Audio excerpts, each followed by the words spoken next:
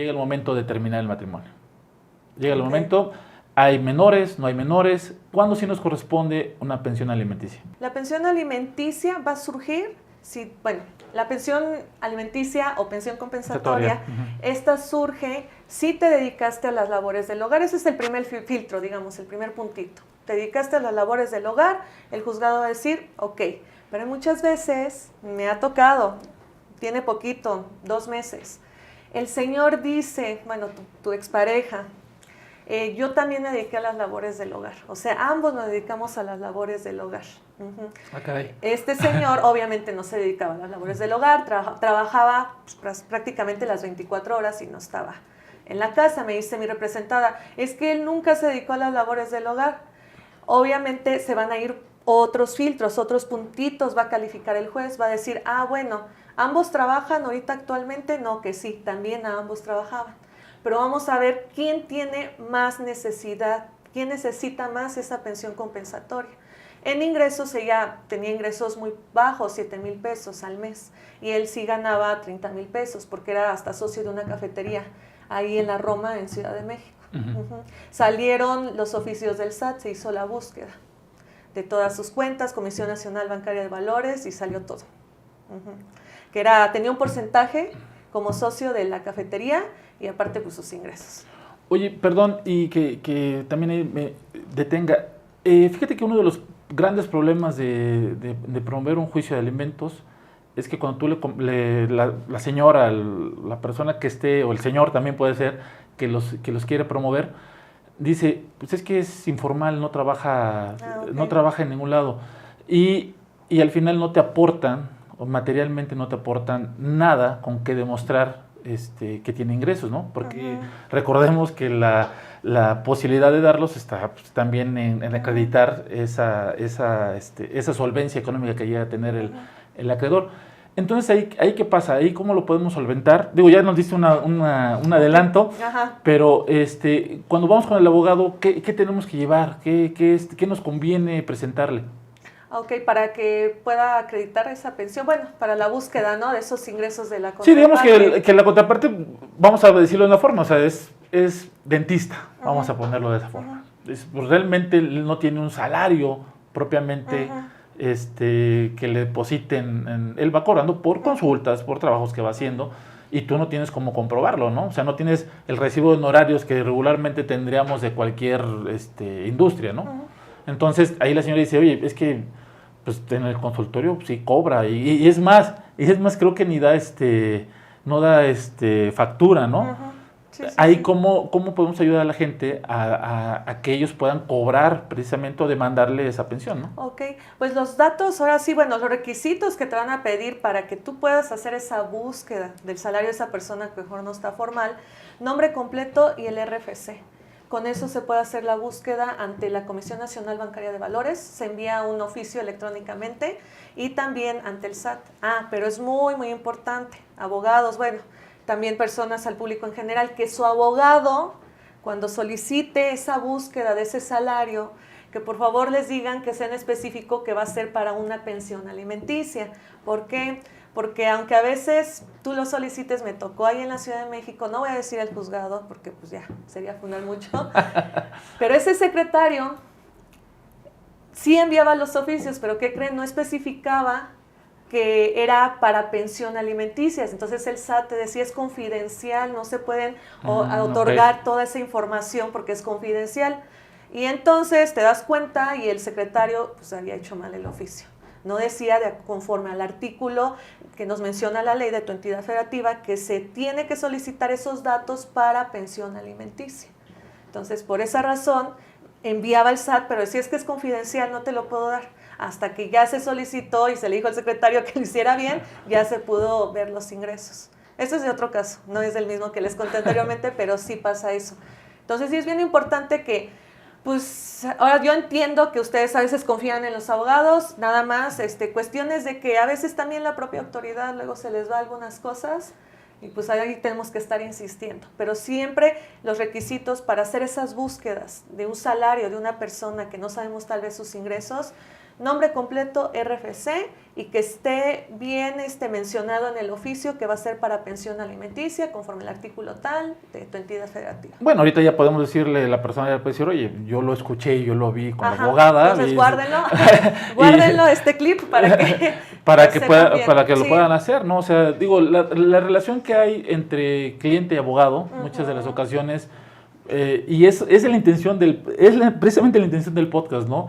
También empoderar un poco a las personas que no son abogados, sí, claro. pero que están sumergidas en un procedimiento, que acaban sabiendo muchísimo ya cuando pasan el procedimiento, pero que no sean tropiezos tras tropiezos y que es que tarda mucho. No, espérate, también no lo hicieron bien. Exacto. O sea, tu abogado, el que confiabas en él, pues no lo hizo de tal manera, ¿no? Sí, ahora sí que igual, si firman algún contrato de prestación de servicios, que estén atentos. Yo sé que no es tan fácil, a lo mejor a veces dices, es que no es tan fácil confiar en un abogado, abogada, pero realmente sí algunos hacemos bien nuestro trabajo, nada más que es cuestión de que pues, existe esa confianza, como tú dices. Sí, y recomendaciones, ¿no? Exacto. También se vale preguntar, oye, Exacto. a ver, dame un cliente que ya, digo, si tienes mucha desconfianza, pues a ver, dame un cliente, para que pueda yo preguntar referencias, ¿no? Exacto. Digo, eso es algo que no estamos acostumbrados los abogados, no. pero bueno, sí lo podemos dar, ¿no? Digo, hay gente, y nuestro trabajo muchas veces surge de las recomendaciones, ¿no? Sí. Eres abogado de la familia porque el hermano te recomendó la hermana, el papá, y ahí te vas con toda la familia. Pero de los que no, también, o los que no conocen a un abogado, sí. Aparte de buscarlos en TikTok, en redes sociales, pues también se vale no verificar, oye, a ver, dame un cliente, dame referencias, si eres especialista en el tema o no eres especialista en el tema. Sí, porque también hay algunos por ahí que sí dicen de ser especialistas y luego no, entonces sí es muy importante, con la cédula es más que suficiente. Sí, porque la podemos googlear y bueno, en Google Legal es donde se puede hacer la cédula y ya. Ahí si le sale, se busca, ya no es abogado. Bueno, entonces quedamos, ¿cuáles son los requisitos para solicitar la pensión alimenticia? Ok, requisitos para que ustedes soliciten esa pensión alimenticia.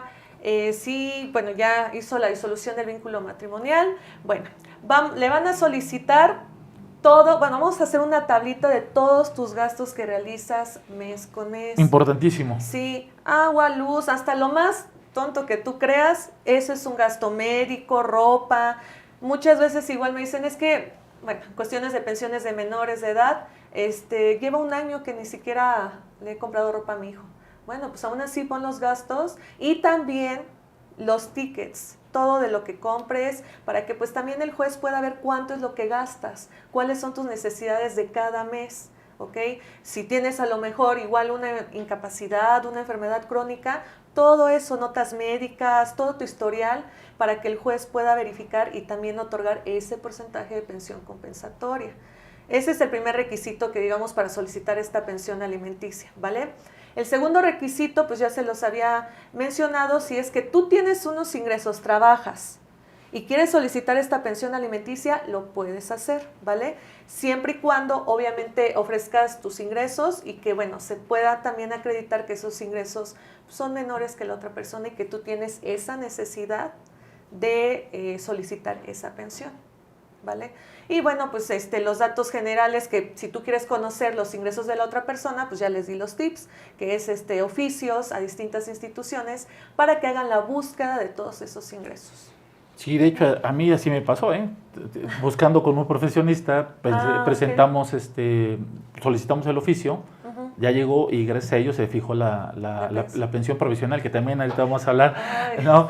Bueno, ya presentamos nuestros documentos. ¿Qué sigue, abogada? Una vez que ya tengas los documentos, tu abogado en un escrito inicial va a solicitar, obviamente, esa pensión alimenticia. Es un cálculo, para solicitar esa pensión alimenticia vamos a hacer un cálculo, conforme a tu tablita de gastos, conforme a tus tickets, conforme a tus necesidades, vamos a hacer un cálculo aproximadamente cuál sería el porcentaje, ¿vale? Al menos en la Ciudad de México se solicita por porcentaje de cuánto va a ser esta pensión compensatoria. El tope, digámoslo así, es el 50%, no puede sobrepasar de ese 50%. Ahora, yo por lo regular siempre pongo un intermedio entre el 30% para ver, ¿no? Ni mucho ni menos. Afortunadamente, sí les han otorgado entre el 20 y 30% a algunas de mis representadas. O sea, esa es la cantidad variable en la Ciudad de México que han otorgado pensión compensatoria, ¿vale? Entonces, en ese escrito inicial vamos a solicitar su pensión compensatoria con los requisitos anexos, se va a ingresar al juzgado y el juzgado va a verificar todo eso, que esté bien. Ya si no hay ninguna corrección o algo así, va a decir el juzgado todo muy bien. Vámonos a la siguiente etapa, que es el primer acuerdo, al menos en la Ciudad de México se emite un primer acuerdo, que es la pensión provisional. Y ya en esa provisional, pues ya, luego vienen más cosillas. Pero en la pensión provisional ya fijan ellos el porcentaje, que van a determinar viendo las posibilidades y las necesidades, ¿no? Así es. De quien lo pide y la posibilidad de quien lo tiene que dar. Lo que mencionas, el porcentaje aproximado, bueno... Es que varía cada entidad. Te voy a hacer una pregunta más difícil. Ok. ¿Cómo determina el juzgador el porcentaje de alimentos? Ok, pues ahorita en los casos que hemos tenido actualmente lo ha determinado conforme a las necesidades, la verdad, de la otra persona. Obviamente, si tú acreditas tus gastos conforme y salarios también, bueno, si es que la otra persona trabaja. Si no trabajas, pues entonces obviamente el juez va a decir, no conseguiste algún trabajo por dedicarte a esas labores del hogar, sí se te va a otorgar una pensión compensatoria. Lo determinan por esas circunstancias, por tus necesidades y si trabajas o no trabajas. Ya de ahí va a partir el porcentaje. Yo te lo comento también porque en cualquier acuerdo que hemos tenido a lo largo de todos estos años que hemos ejercido la profesión, yo nunca he visto no he visto ni un acuerdo en que diga, fijé el 30% por esto y esto. De aquí salió el 1, de aquí salió el 5, de aquí salió el 10 y por eso te toca el 30%. No hay ni uno. No. Y por eso les llegas a pegar con un incidente para la disminución de la pensión provisional, ¿no? Que eso es yo también con lo que hablo con los clientes, que es el primer punto que debe de hacer cualquier abogado que les toque, cualquier abogado cuando te notifican la pensión provisional como acreedor, es decir, debes impugnarla del medio, un incidente, para que tú puedas bajar ese porcentaje de inicio, ¿no? Porque te van a descontar. Sí lo dicen, ve que algunas, al público general, la Suprema Corte saca muchos criterios de casos que les pasan a ustedes y otros abogados llegan a otras instancias y se resuelven. Pues a lo mejor ahí sí te dice qué elementos, ¿no? Pero como tú dices, ya en un acuerdo no te dicen, te dicen, 25, 15, pero ni las razones, ni... No, nada. Tú dices, bueno, yo traté de como que según yo estoy bien con mis cálculos, pero bueno. Bueno, mira, aquí somos pocos juzgados familiares. Digo, cuando estaban los juzgados familiares en el sistema, y ya sabías, ¿no? No, pues en el tal te va a tocar, este secretario te pone el 20, te pone el 40, te pone, era como que ya vas agarrando la práctica de cuánto te van poniendo, ¿no? Y ya te van fijando. Pues ahorita en la Ciudad de México está entre esos porcentajes, me ha tocado 20, 30% de pensión compensatoria.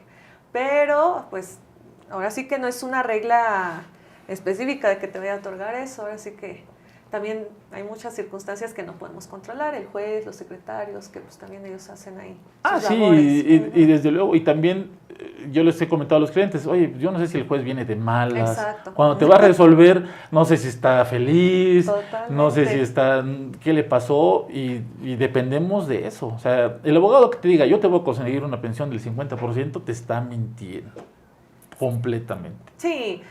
Sí, yo he visto muchos y eso es bueno que, tocas ese tema. ¿Por qué? Porque muchos prometen algo y ya. Entonces yo te puedo decir, a lo mejor ese tope, pero ahora sí que va a salir el depende que todos nos hacen. Ay, es que depende, pues es que sí es depende. Que depende, claro. Las circunstancias, todo lo que se pruebe, cada caso es diferente, o sea.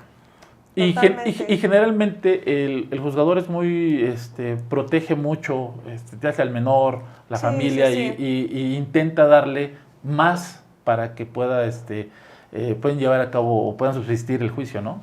Sí, también. Lo intentan, pero a veces no. Sí, pero sí, el 50% sí, no me ha tocado, eso sí, 50% no. No, a mí tampoco. No. A mí la máxima que me ha tocado es de 40. Así. Bueno, fíjese que una representada, yo ahorita le estoy llevando un caso de salida de menores del país. Ella me dijo que, bueno, no, pero eran 3, era ella junto con sus 2 hijos, 50%. Me dijo que según le habían decretado eso. Y todavía me dice, ¿y se puede aumentar? Le digo, no, ahí sí ya no. Ahí sí ya no, le digo, porque le quiero hacer una pregunta, ¿estará bien el porcentaje que me dieron? ¿Cuánto le otorgaron? 50%. Y no, le digo, no, ya, 50, es más que suficiente. Ya no se puede. No se puede aumentar, y digo, no, porque pues a lo mejor quiere un poquito más para la salida, o no sé, de los menores. Entonces, pero así pasa. No abuse. Digo, no abuse. No abuse. Así que conforme a las reglas que nos dice igual la ley. Abogada, bueno, estamos viendo la pensión provisional. Cuando el SAT, o llevamos nuestro recibo, ¿no? Ya recibimos el recibo de nómina. Realmente, ¿de qué salario o cómo se integra el salario para que realicen el descuento? ¿Cuál va a ser la cantidad? Muchas veces, justamente esa es la pregunta más común que me hacen, ¿es con la deducción de impuestos de ley o nada más el salario, digamos, neto, ¿no? Bueno, pues entonces aquí va a ser el salario una vez ya deducido todas las prestaciones de ley, ¿vale?